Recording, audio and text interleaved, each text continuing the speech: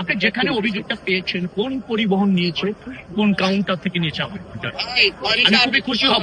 আমি তখনই বলবো যে না, সাংবাদিকতা রাইটটাকে চলছে। আপনারা যেমন কষ্ট করছেন, আমরাও কষ্ট করছি। আমাদের উদ্দেশ্য একটাই, মানুষ যাতে নির্ধারিত ভাড়ায় যেতে পারে, সেদের ভোগান্তির শিকার না হবে। আমাদের সীমাবদ্ধতা আছে, এটা অস্বীকার করা যাবে না। যাত্রীর তুলনায় পরিবহন কম, 3 দিনের মধ্যে 1.5 কোটি উপরে লোক ঢাকা ছাড়তে চায়।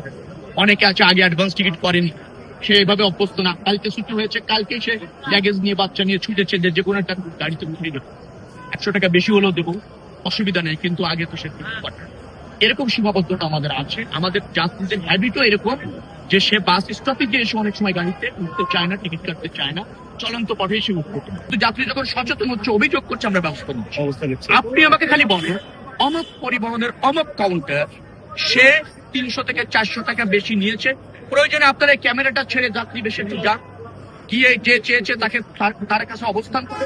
আমাদের এখানে যে সমস্ত আপনার টিম আছে, কন্ট্রোল রুম আছে, আমাদের সেন্ট্রাল কন্ট্রোল রুমে 10টা মোবাইল নাম্বার দেওয়া আছে, সেন্ড। আপনি হটলাইন আছে, মোবাইল মানে মেসেজ করেন অথবা কল দেন, আর আমরা তো আছি।